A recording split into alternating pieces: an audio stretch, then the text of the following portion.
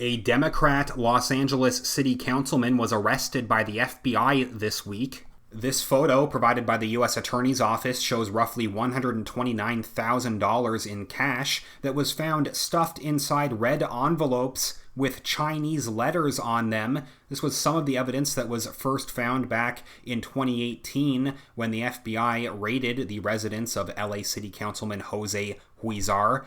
A new article from the LA Times says that this week's arrest of Los Angeles City Councilman Jose Huizar marks the biggest domino to fall in a multi-year federal investigation of corruption and alleged pay-to-play practices at City Hall.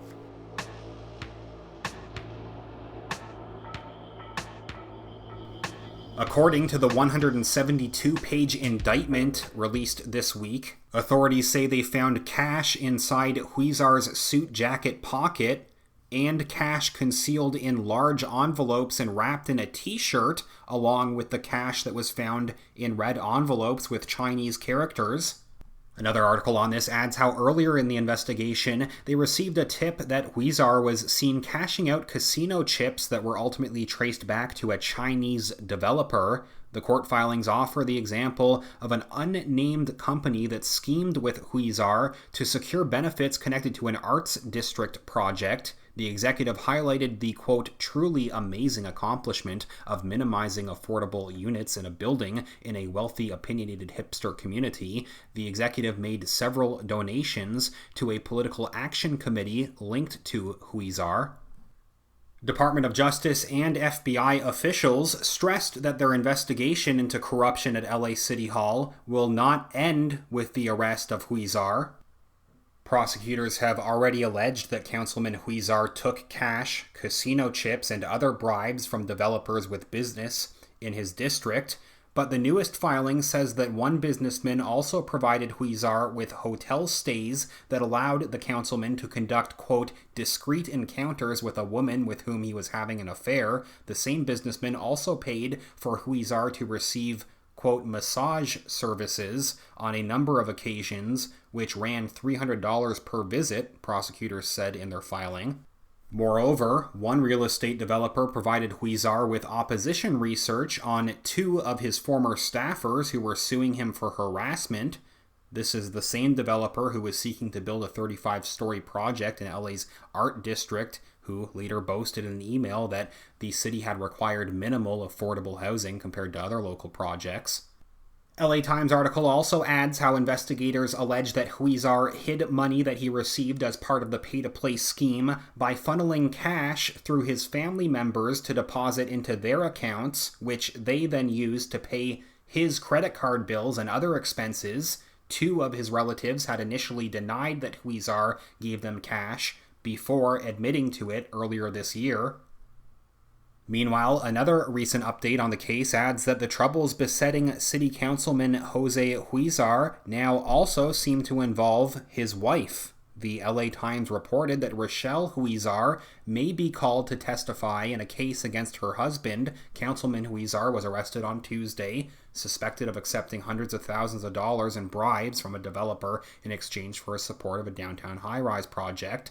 Though Rochelle Huizar has not been identified as a member of a criminal enterprise, she has been under scrutiny by investigators who have been documenting her activities, including her bank deposits and her attendance at a meeting to discuss a consulting agreement that prosecutors have called an indirect bribe. More info here. They explain that more than 18 months after federal authorities raided his office, longtime LA City Councilman Huizar became the fifth and most high-profile person to be arrested in an ongoing corruption investigation. U.S. Attorney Nick Hanna said that one real estate developer gave Huizar $500,000 in cash in paper bags to help resolve a labor dispute. The political fundraiser who served as the middleman and helped facilitate that money transfer reached a plea deal with prosecutors earlier this year. Furthermore, Huizar was provided more than a dozen trips to casinos in the U.S. and abroad, in which he was given $250,000 in gambling chips. In addition, a Chinese real estate developer put up $600,000 in collateral so that Huizar could get a bank loan to pay off a woman who had accused him of harassment, the complaint alleges. When Huizar stopped making payments on the loan, the collateral was used to pay off the remainder of the loan. Huizar also planned to have his wife run for his seat in order to be able to continue the pattern of corruption, Hannah disclosed. During a series of a dozen casino trips to Los Angeles, Huizar accepted rides on private jets and stays at luxurious casino villas, one of which cost over $38,000 per night, according to the DOJ.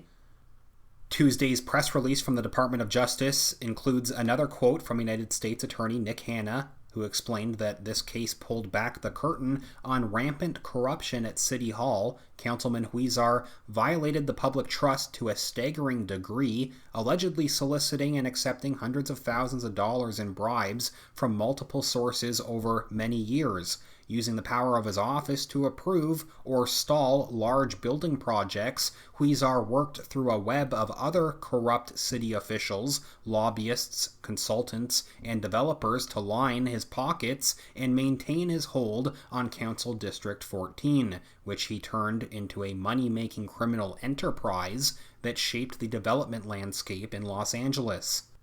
Paul Delacourt, the assistant director in charge of the FBI's Los Angeles field office, said, quote, "Mr. Huizar was busy enjoying the fruits of his alleged corruption while his criminal enterprise sold the city to the highest bidder behind the backs of taxpayers." DOJ continues, explaining that Huizar has represented Council District 14, which includes downtown Los Angeles and its surrounding communities, since 2005, in addition to representing an area that has experienced a commercial real estate boom in recent years. Huizar for several years was chair of the city's influential Planning and Land Use Management Committee, a position he lost after the FBI executed search warrants at his city offices and personal residence in November of 2018. The federal investigation has revealed that Huizar operated a pay-to-play scheme in the city, utilizing and commodifying the powerful council seat of Council District 14, whereby he solicited and accepted financial benefits from international, primarily Chinese, and domestic developers with projects in the city in exchange for favorable official actions. The 116-page affidavit alleges that Huizar operated the Council District 14 enterprise along with co-conspirator members, including Individual 1, a former general manager of the Los Angeles Department of Building and Safety, and former deputy mayor George Esparza, Huizar's former special assistant, and real estate development consultant George Cheng. Members and associates of the criminal enterprise referred to Huizar as their boss, operated as a criminal organization, and worked together for common purposes, the complaint alleges. The Council District 14 enterprise allegedly had several objectives, including 1. Enriching its members and associates through means that included bribery, extortion, and honest services fraud; 2. Advancing its political goals and maintaining its control and authority; 3. Concealing the enterprise's financial activities; and 4. Protecting the enterprise by concealing its activities and shielding the enterprise from detection by law enforcement, the city, and the public. In recent weeks, both Esparza and Cheng agreed to plead guilty to the same RICO charge that Huizar now faces. The Council District 14 enterprise was created in early 2013 by Huizar and Individual 1 at a time when each of them faced significant threats to their political and professional careers, according to the affidavit. Individual 1, who maintained close relationships with Chinese developers, introduced Huizar to Chairman E, a Chinese billionaire who runs a multinational development firm and who owns a hotel in Huizar's district.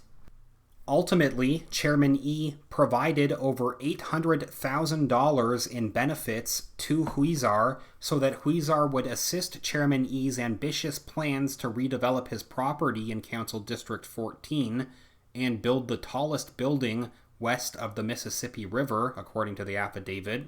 In a second scheme, developer C agreed to pay a $500,000 cash bribe to secure Huizar's help in resolving a labor organization's appeal of a major real estate development, which, when resolved, would save the developer millions of dollars, after a middleman, Justin Jangwoo Kim, collected $500,000 in cash from developer C. Kim and Esparza decided to keep some of the money for themselves. Kim pleaded guilty on June 3rd to bribery charges and admitted facilitating the bribe from developer C.